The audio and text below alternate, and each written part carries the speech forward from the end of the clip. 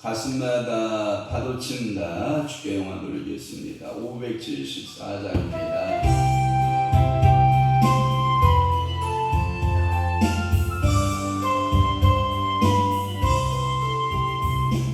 가슴마다 파도친다. 음악 좀 올려주세요. 우리들의 젊은이의 눈동자에 오게 온다.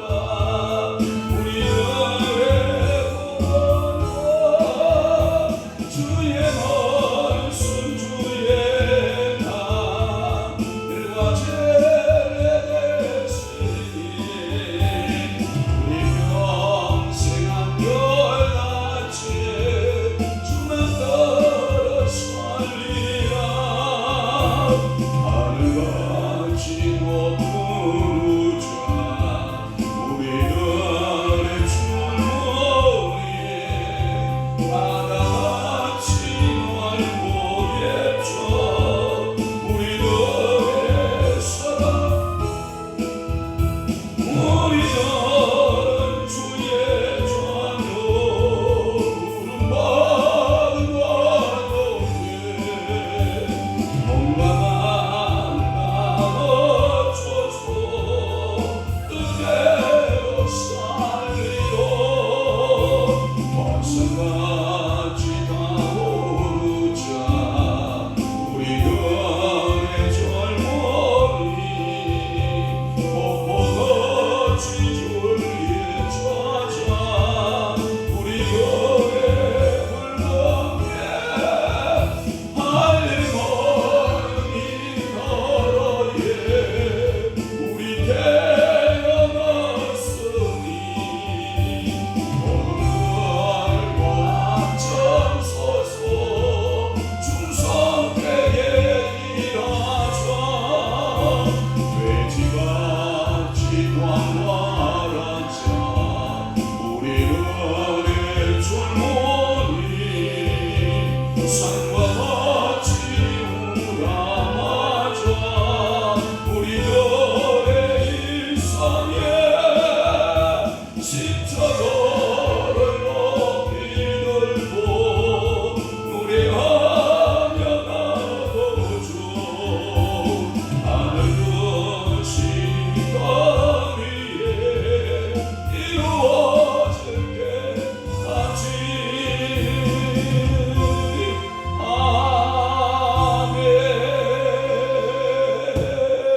아멘. 전능하사 천지를 만드신 하나님 아버지를 내가 믿사오며 그 위아들 우리 주 예수 그리스도를 믿사오니 이는 성령으로 잉태하사 봉종녀 마리아에게 나시고 본디오 빌라도에게 고난을 받으사 십자가에 못 박혀 죽으시고 장사 안지 사흘 만에 죽은 자 가운데서 다시 살아나시며 하늘에 오르사 전능하신 하나님 우편에 앉아 계시다가 저리로서 산자와 죽은 자를 심판하러 오시리라. 성령을 믿사오며 거룩한 공예와 성도가 성육동하는 것과 죄를 사하여 주시는 것과 몸이 다시 사는 것과 영원히 사는 것을 믿사옵나이다. 아멘. 내 아들아 내 지혜에 주의하며 내 명철에 내 귀를 기울여서 군신을 지키며 내 입술로 지식을 지키도록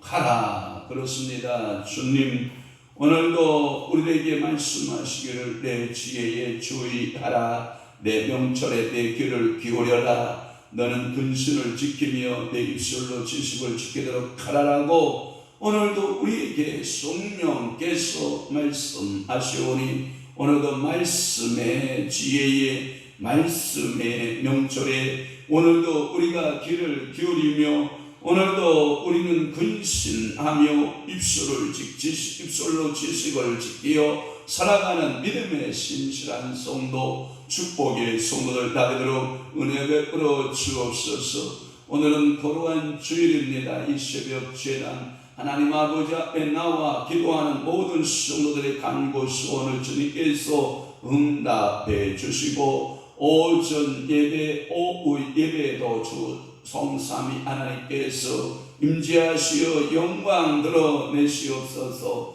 오늘도 하나님의 교회에 은혜가 풍성하게 하시고 성령께서 운행하는 교회 되게 하시고 성령의 감동이 있고 성령의 역사가 나타나는 귀한 열매가 나타나는 교회로 우리 주님께서 축복하여 주옵소서. 오늘도 문제 가지고 기도 제목 가지고 주의 전을 향하여 달려 나오는 모든 심령들을 주께서 복되게 하여 주옵소서.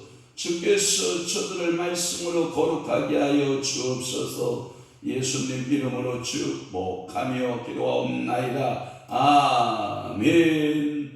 하나님의 말씀 공독하겠습니다. 이사야 50장 1절에서부터 3절 말씀까지 한 목소리로 합독합니다. 50장 1절 시작. 나 여호와가 이같이 말하노라. 내가 너희의 어미를 내보낸 이혼 증서가 어디 있느냐? 내가 어느 죄주에게 너희를 팔았느냐? 보라, 너희는 너희의 죄악으로 말미암아 팔렸고 너희의 어미는 너희의 배역함으로 말미암아 내보냄을 받았느니라. 내가 왔어도 사람이 없었으며 내가 불러도 대답하는 자가 없었으면 어찌 됨이냐? 내 손이 어찌 짧아 구수하지 못하겠느냐? 내게 어찌 건질 능력이 없겠느냐? 보라, 내가 부리져 바다를 마르게 하며 강들을 사막이 되게 하며 물이 없어졌으므로 그 물고기들이 악취를 내며 갈아여 죽으리라. 내가 흑암으로 하늘을 입히며 굵은 배로 덮느니라. 아멘. 오늘 이사야 50장 1절에서 3절 말씀 중심으로 해서 제목의 말씀은 이스라엘에 대한 책망이라고 하는 말씀으로 은혜를 받습니다. 이스라엘에 대한 책망이라는 말씀으로 은혜 받습니다. 다른 주석 참고서를 찾아보니까 이사야 50장의 총 주제를 뭘로 잡고 있냐면 이걸로 잡고 있어요. 여호와의 종의 충성이라고 하는 말씀이에요. 여호와의 종의 충성이라고 되어 있고요. 다른 참고서에 보니까 뭐라고 되어 있냐면 메시아의 사역이다 라고 하는 말씀을 했어요. 메시아의 사역이다. 그 다음에 라이얼스라고 하는 신학자는 뭐라고 했냐면 이 이사야 50장이 긴 장이 아니에요. 매우 짧은 장이에요. 1절에서부터 무려 11절 말씀까지 그렇게 긴 장이 아닌데 짧은 절수를 가지고 있는 장인데 너무나도 소중한 자료들이 가득하다. 그래서 모든 자료가 수집되고 있는데 특별히 메시아에 대한 자료가 가득하다라고 하는 거예요. 그러면 이 메시아가 이 땅에 오셔서 뭘 하느냐? 이제 사역적인 모습을 하는 거예요. 제가 성경에 보니까 그가 와서 의에 대하여 죄에 대하여 심판에 대하여 말하리라. 그 말의 의미는 죄에 대해서는 반드시 뭐야 한다? 심판을 받는다. 의에 대하여 뭐냐? 반드시 구원함을 받는다 이 뜻이거든요. 그렇다고 하면 이 이스라엘 백성들에게 있어서 현실적인 최고의 이사야 선지자가 보고 있는 신학적 문제가 뭐냐 봤더니 그들은요 너무나도 죄악 가운데 관영함 가운데 빠져 있다는 거예요. 그러니까 이 이사야 선지자는 그들에게 말씀하시기를 뭐라고 말해요? 너희들의 죄에 대해 책망한다. 누가 오면 메시아께서 오시면 다시 말해서 여호와의 종이 오셔서 너희들을 향하여 말씀한 메시지가 뭐냐? 죄에 대하여 반드시 심판하시는 여호와 하나님인 줄 믿으라라고 하는 거예요. 그래서 이스라엘 백성들이 죄 가운데 거하는 그 결과로 인하여 그들을 하나님께서는 책찍의 징계를 드셨는데 그것을 가리켜서 아수르에 팔았다라는 표현을 쓰고 바벨론 땅에 팔았다라고 하는 표현을 써요. 그렇다고 자신들의 죄악들을 회개하느냐? 아니에요. 그렇게 말씀을 선지자가 외치면 자기가 말씀을 깨닫고 베옷을 입고 겉옷을 찢고 베옷을 입고 죄를 무릅쓰고 하나님 아버지여 미스바 광야에 모여서 기도하듯이 그들이 하나님 앞에 회개하고 돌아서고 하나님의 말씀대로 돌아서야 할 그 백성들이 마음이 더 완악해지는 거예요. 그러니까 또 다른 선지자를 보내거든요.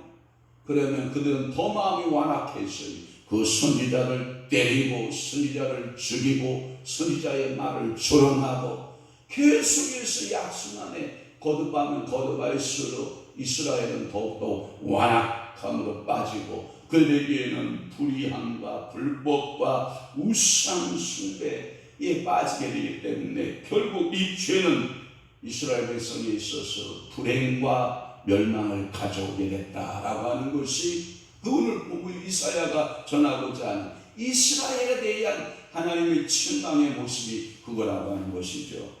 그래서 바벨론 포로민들 중에는 여호와가 그들을 버리셨다고 전망하는 자들이 있었다라고 하는 거예요.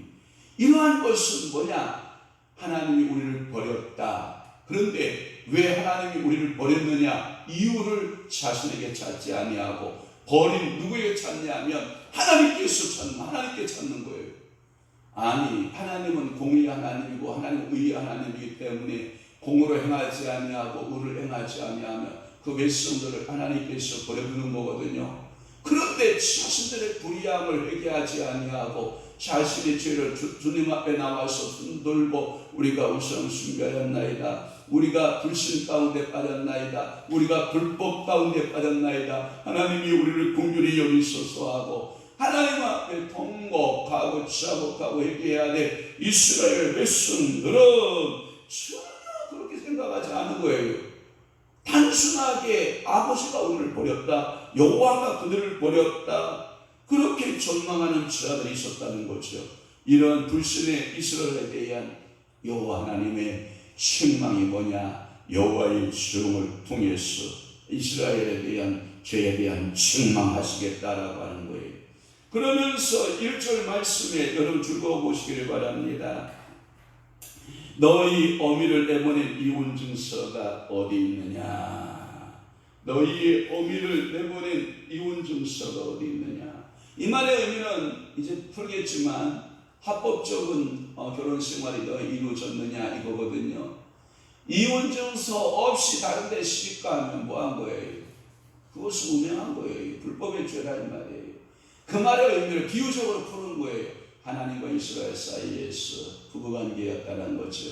그런데 너희들이 다른 데 불법 가운데 불의의 종으로 너희들이 권리가서 우상숭배에 빠지는 것이 합법이냐 이 뜻이거든요. 그래서 그 말씀이 다 풀어둘 거고요. 또 하나는 뭐냐면 어느 체주에게 너희를 팔았느냐라고 하는 거예요. 내가 어느 체주에게 너희를 팔았느냐라고 하는 말씀. 나는 팔 계획이 없다 이 뜻이거든요. 또 하나 2절 말씀에 보면 내가 왔어도 사람이 없었다라고 하는 표현이 있어요. 내가 왔는데 사람이 없었다라는 표현을 쓰고 있고 내 손이 어찌라고 하는 말씀이 있어요. 내 손이 어찌 짧아 구속하지 못하겠느냐, 내게 어찌 건질 능력이 없겠느냐라고 하는 말씀을 풀고요. 그 다음에 3절 말씀에 보면 흑암으로 하늘을 입히며라고 하는 말씀. 흑암으로 하늘을 입혔다, 붉은 배를 덮었다라고 하는 말씀을 통해서 은혜 받도록 합니다. 자, 1절 봅니다. 너희의 어미를 내보낸 이혼 증서가 어디 있느냐라고 하는 말씀부터 들어보면 여기에 이혼 증서를 받았다라고 하는 표현은 이스라엘 전체를 뭐라고 하냐면 하나님의 아내 이렇게 본 거예요. 그러니까 하나님의 신부로 본 거예요. 그러니까 여호와는 뭐가 되고 신랑이 되고 이스라엘은 여호와의 신부가 된 거예요. 그러니까 이 남편이 하나님이 되고 아내가 누구냐? 이스라엘로 본 거거든요. 그런데 이 백성들 개인은 그 자녀를 이렇게 보며 하는 말이라 그렇게 생각이 되지만 그러나 모세의 법에 의하면 즉 율법에 의하면 아내들이 이 가늠한 일 없이 다시 말해서 이 이스라엘 백성들이 가늠하는 일 없으면 이혼 증서를 줄 수 있다 없다? 없다. 그러니까 하나님이 짝지어진 것을 사람이 나눌 수 있다 없다? 없다. 그러면 이혼 증서가 없다라고 하는 것은 그 두 사람이 뭐예요? 부정한 일이 없었다라고 하는 거거든요. 불법과 불의가 없이 이혼 증서를 써주는 법이 있느냐라는 거예요. 그러니까 가늠한 일 없이 이혼할 때는 이혼 증서를 써주어야 된다라고 하는. 그러니까 가늠의 이유 가운데 그러니까 이혼의 이유 가운데 제1번이 뭐냐? 배우자의 부정이에요. 배우자의 부정은 이혼의 사유가 된다. 그러면 이혼 증서 없이 증리를 세워서 그 성증 길거리 어귀의 법정을 세워서 이 여인이 가늠하였소라고 하면 이혼 증서 없이 내보내면 되는 거예요. 왜? 여러 증인들이 증인이 되기 때문에. 그러나 문제는 뭐냐면 가늠한 사실이 드러나지 않아요. 그냥 심중에 있는 거예요. 그런데 저 여인이 부정한 짓을 하였소 하고 그 아내를 내보내려면 반드시 신명기 24장 1절에 보면 이혼 증서를 주어서 내보내라 이 말이거든요. 저는 이 성경을 해석할 때 이렇게 해석하는 목사 중에 하나예요. 이혼 증서 가운데 여러분 함께 결혼 생활을 했잖아요. 함께 결혼 생활을 하면 여성의 몸으로서 경제 활동을 할 수 있어요 없어요? 거의 불가능. 고대사회 특별히 이스라엘 백성들에게 이 말씀을 줄 때 모세의 시대 때 여성들이 나가서 지위가 확보가 되지 않거든요. 그러면 최소한 이혼 증서 안에는 뭐가 포함되어져야 되냐? 그 사람의 의식주 문제가 해결되어야 된다라고 하는 것이 그 선례거든요. 그렇다고 하면 이 여자를 버릴 때 가능한 일이 없다. 그리고 이것은 합법적인 이혼이 아니다. 그런데 이혼해야 된다라고 생각하면 보상가를 지급하라. 그래서 정확하게 이혼 증서를 쓰고 거기에 양 몇 마리, 소 몇 마리, 밭 얼마 아니면 논 얼마 그리고 주문 몇 놈을 딸려서 보낸다. 이러한 조건부적인 이혼이었다라고 하는 것을 우리가 알 수 있어요. 그러니까 옛날 지금이나 부부가 살다가 쪼개지면 복잡하다 안 복잡하다? 복잡하다. 그러니까 하나님께서는 그 아내는 그 증서를 가지고 다른 남자에게 이제 이혼 증서가 있으니까 뭐예요? 자유잖아요. 자유의 몸이 된 그 여자는 다른 남자를 찾아서 재혼할 수 있다 없다? 있다. 그런데 만약에 이혼 증서가 없어요. 그런데 다른 데로 시집을 가버렸어요. 그러면 그 여인은 어떤 여인으로 드러나요? 부정한 여인으로 드러나는 거예요. 그러니까 남편 있는 여자가 부정한 짓을 저해서 강제 이혼을 당하고 이혼 증서가 없고 혼자 살다가 다른 데로 시집가면 그거 역시 또한 부정한 여인이에요. 그러니까 여성의 아름다움은 뭐예요? 깨끗함이에요. 순결함이에요. 하나님께서는 이스라엘 백성들을 하나님의 아내 신부로 생각을 했어요. 그런데 하나님께서 내가 언제 너희들에게 이혼 증서를 써준 적이 있느냐는 거예요. 너희의 어미를 내보낸 이혼 증서 있으면 내보내봐. 나한테 한번 내밀어 봐라. 물적 증거를 나한테 한번 줘봐라. 그런데 이스라엘 백성들은 이혼 증서도 없이 다른 남자에게 자기 몸을 맡겨버린 거예요. 그게 뭐냐? 불법이에요. 그게 뭐냐? 불의예요. 그게 뭐냐? 우상숭배예요. 하나님을 등지고 우상숭배한 거예요. 바벨론 포로 생활에 지친 백성들은 하나님이 그들과 이혼을 했으면 그 증서가 어디 있느냐라고 따지시는 이사야의 그 예언의 말씀이기도 해요. 이 말은 뭐냐면 너희들이 빌어 내가 이혼 증서 없이 너희들의 불법함으로 너희들이 불의함으로 너희들이 우상숭배에 빠짐으로 너희들이 불의함으로 그쪽으로 시집갔냐? 다시 갔느냐? 이혼 증서 있으면 내놔봐라. 그 말의 의미는 뭐냐면 참 하나님의 영원한 짝사랑이 호세아서에 드러나 있잖아요. 호세아가 그렇게 고뇌를 당하여 찾아가서 또 찾아다 놓고 또 찾아가서 돈 주고 찾아다 놓고 또 찾아가서 돈 주고 찾아다 놓고 나가면 호세아는 끝까지 그 고멜을 찾아다 자기 집안에 갖다 놓고 또 자녀를 낳고 또 찾아다가 또 데려다가 놓고 또 자녀를 낳고, 이게 누구를 상징하고 있냐면 호세아는 여호수아를 상징하고 호세아는 예수와라고 하는 말과 동국어잖아요. 여호수아, 호세아, 예수와 예수, 이게 다 동국어거든요. 그러니까 하나님의 사랑이 그렇게 나타나 있는 거예요. 우리가 하나님을 배반하면 우상숭배에 빠져서 내가 부정한 여인이라 할지라도 또 찾아온 난 찾아온다 찾아와서 또 당신의 사랑을 보여주고 또 사랑을 보여주고 또 사랑을 보여주고, 그래서 그들이 어디까지 팔려갔느냐? 바벨론 땅까지 팔려갔다. 그래도 하나님의 사랑은 놓는다 놓지 않는다 놓지 않는다 라고 하는 거예요. 그래서 그 증서가 어디 있느냐 이렇게 이사야 선지자를 통해서 묻고 있는 거예요. 하나님이 북왕국 이스라엘이 아수르로 포로가 되었을 때 그들이 이혼 증서를 주었다고 예레미야 3장 8절에 말씀하고 있긴 합니다만은, 그러나 남왕국 유다에게는 그렇게 말씀하고 있지는 않다라고 하는 것이 또한 49장의 14절 말씀도 그렇게 말씀하고 있어요. 한번 우리 봅시다. 49장 14절. 오직 시온이 이르기를 여호와께서 나를 버리시며 주께서 나를 잊으셨다 하였거니와, 이 말은 뭐냐면 절대로 내가 너희들을 버리지 않을 것이다 라고 하는 말씀을 하고 있는 것입니다. 또 하나는 뭐냐면 오늘 본문에 50장 1절에 어느 체주에게 너희를 팔았느냐라고 하는 말씀을 하고 있는 거예요. 이는 또한 자녀를 파는 비유법이에요. 자녀를 파는 비유법으로 설명하고 있어요. 한 예를 들어서 창세기의 말씀에 보면 그 요셉의 형제들, 즉 야곱의 아들들이 그 요셉이 사랑을 받고 채색 옷을 입고 특별한 사랑을 받으니까 이 형제들 마음속에 뭐가 나요? 시기심이 불의함이 가득하거든요. 그러니까 그 꿈꾸는 자 그 요셉을 팔아버리거든요. 사랑하는 성도 여러분, 이것은 이 채무자, 다시 말해서 내가 어떤 사람이 돈을 썼어요. 그런데 돈을 갚을 능력이 없는 거예요.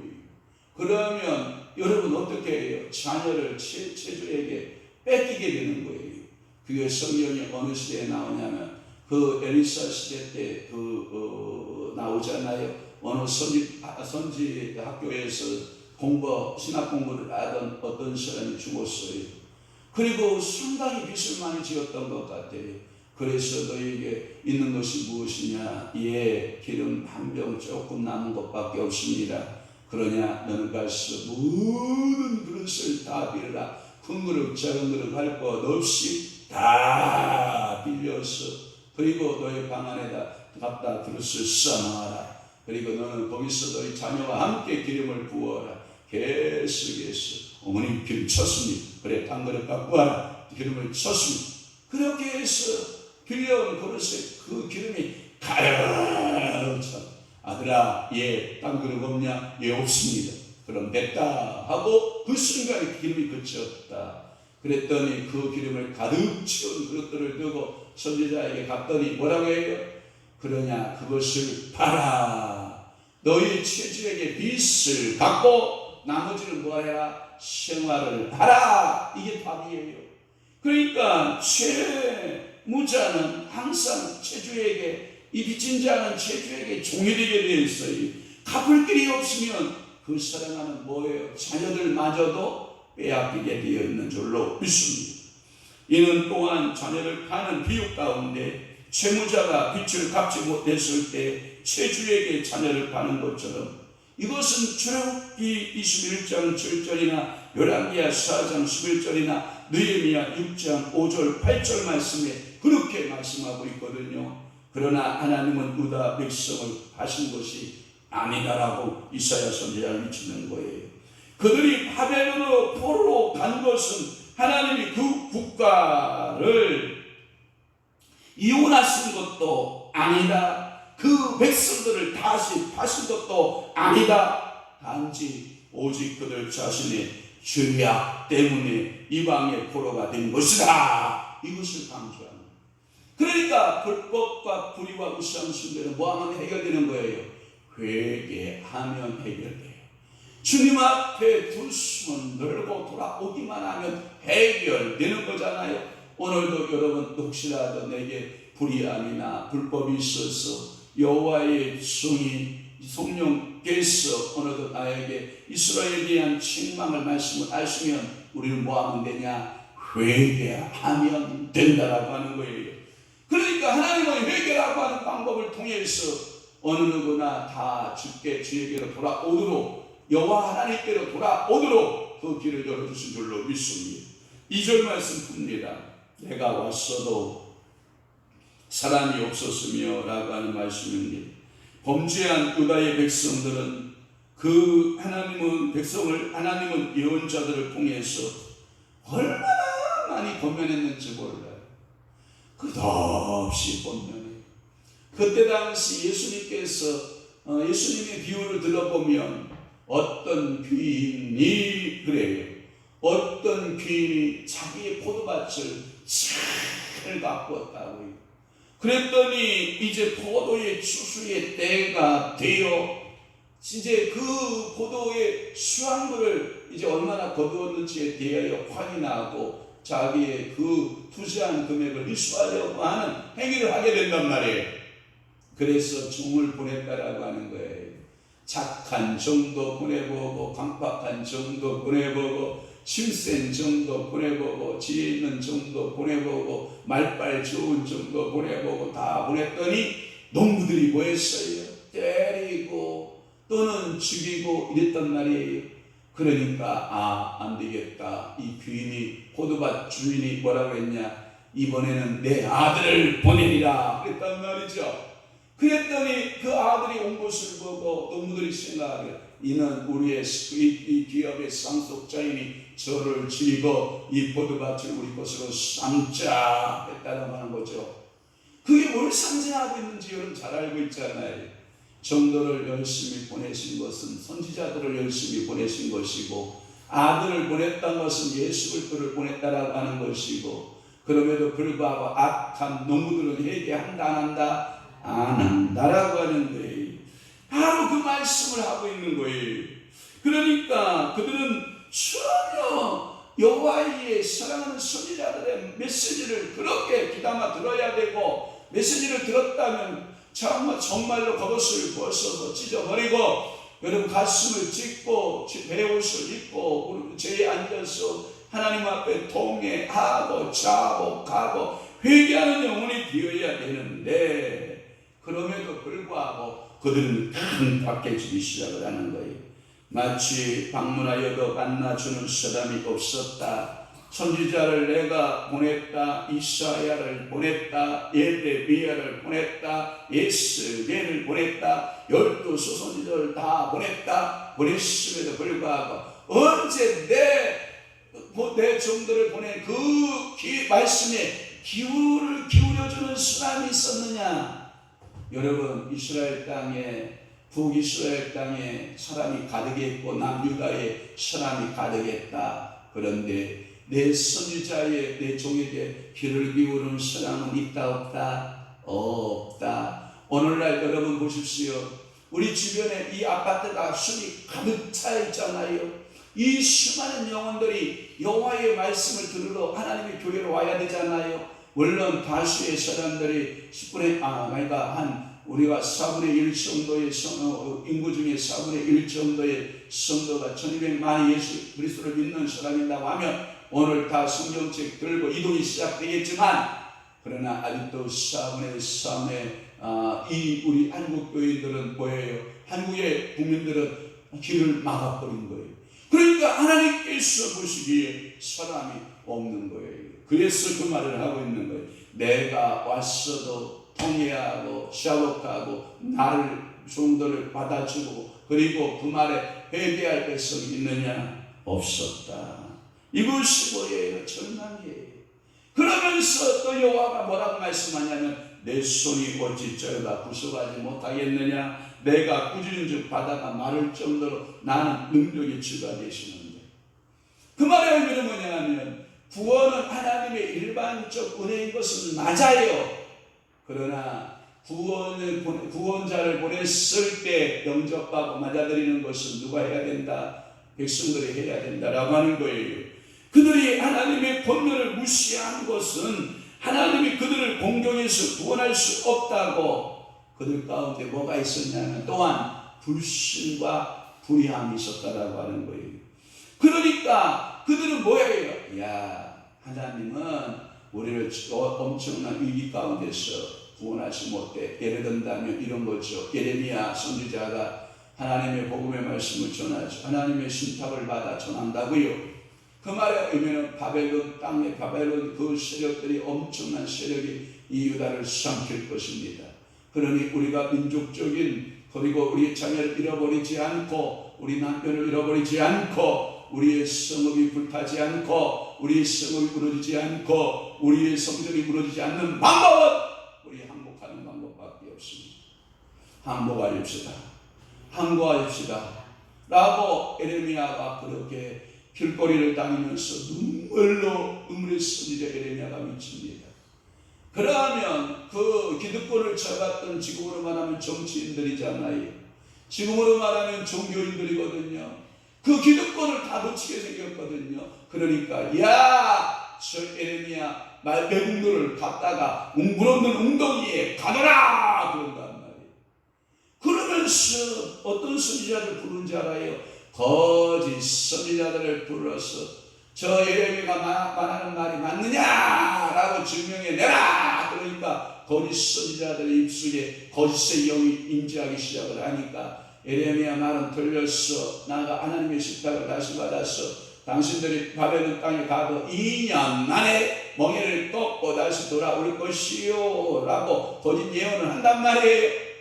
하나님은 참 선지자 예레미야를 통해서 몇 년 만에 돌아온다? 70년 만에 돌아온다라고 말하는데 거짓 선지자가 몇 년 만에 돌아온다? 2년 만에 돌아온다. 이렇게 말하니까 그럼 우리 항거해보자 하고 거짓 선지자의 말을 듣고 항거하기 시작하니까 수많은 젊은이들이 죽어야 되고 그리고 그 성벽들이 전부 다 무너지고 성전이 문이 닫히고 모든 기물이 다 뺏기고 마지막 왕 시드기야는 두 눈이 뽑히고 그 눈 떴을 때는 그 시드기야 앞에서 자식들이 다 죽임을 당하고 두 눈을 완전히 뽑힌 채로 끌려서 바벨론 땅으로 끌려가는 거 아닙니까?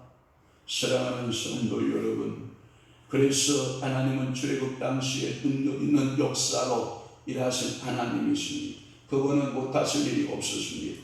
하나님께서 명령하신 즉 공회가 말라 그 가운데 육로가 생기고 육지가 되어서 그 길이 이스라엘 백성들이 건너가게 했던 하나님의 뚜렷한 능력의 역사는 출애굽기 14장부터 출발해서 출애굽기 21장에 가득한 하나님의 권능의 역사가 기록되지 않습니까? 그 권능은 이제도 나타낼 수 있는 권능이에요. 그 말의 의미는 하나님의 손의 권능은 누구도 당할 수 있다 없다? 없다. 하나님을 구원하지 못하는 손이다. 구원하는 손이다. 구원하는 손이다. 그런데 이스라엘 백성들은 생각하기를 여호와의 손은 짧아서 구원하지 못하는 손이다. 이렇게 말하고 있다는 거예요. 그것에 대한 이사야의 책망인 거예요. 마지막으로 3절 말씀 봅니다. 흑암으로 하늘을 입혔다라고 하는 표현이에요. 여러분 흑암하면 생각하는 게 뭐가 있어요?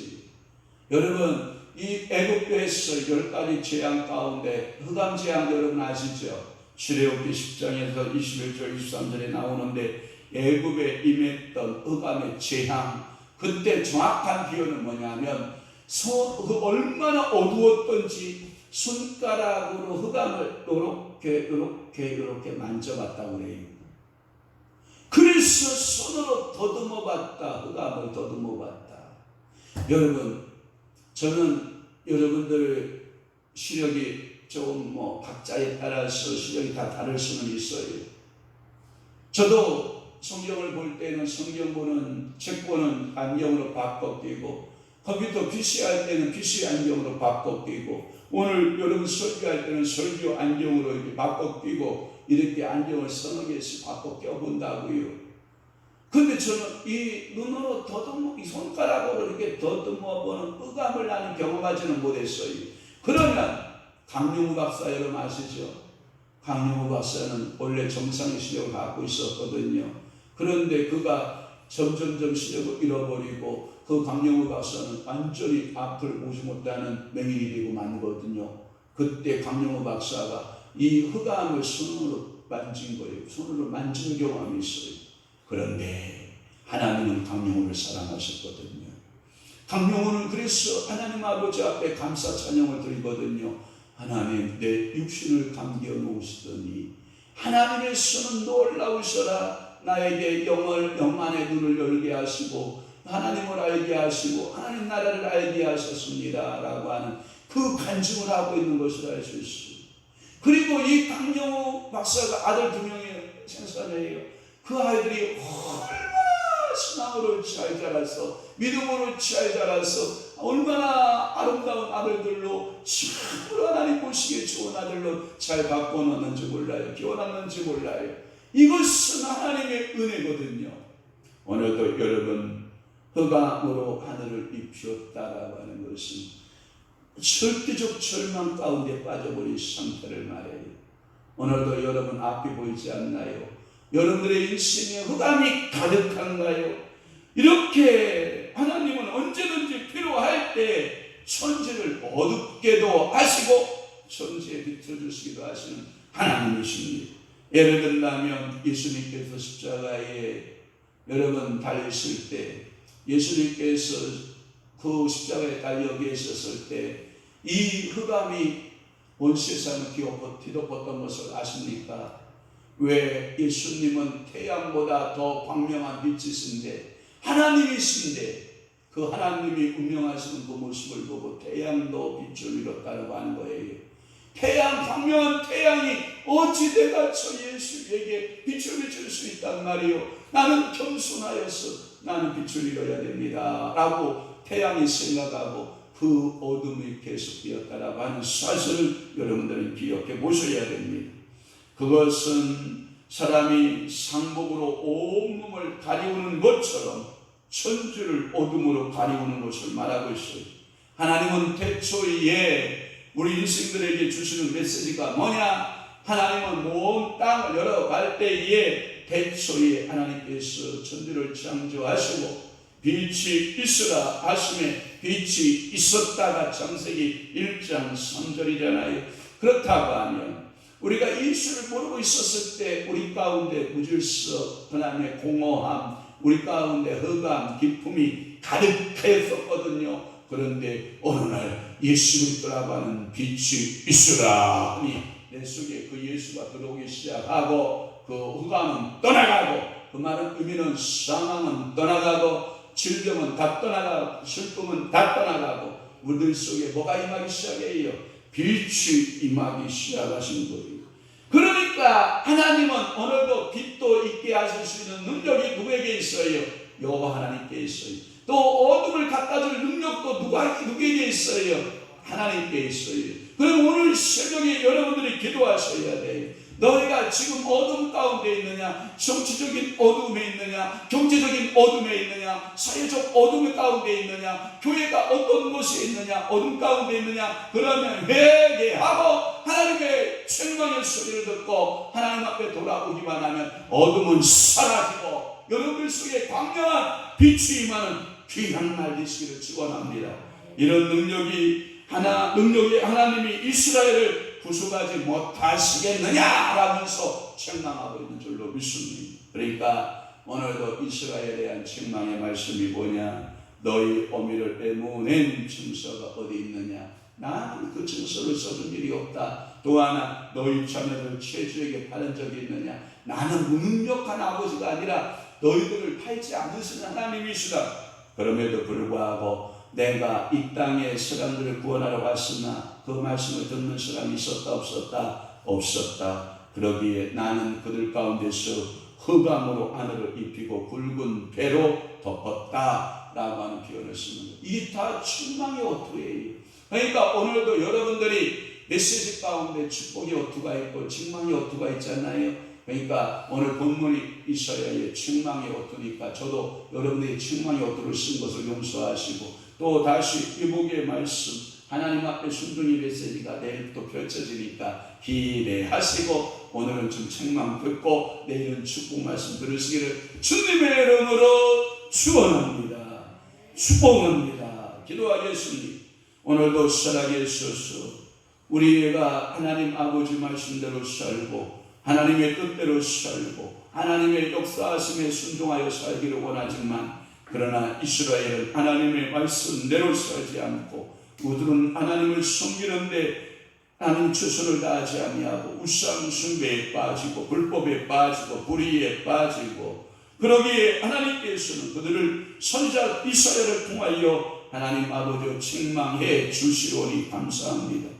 오늘도 우리가 혹시라도 우상 숭배나 불의함이나 불법함이 우리 가운데 있다고 하면 오늘 이 말씀이 아예 생명의 말씀 되게 하시고 오늘도 이 말씀을 나에게 적용하며 오늘도 그 말씀 앞에 겸손해지는 은혜로 우리 아버지가 축복하여 주옵소서.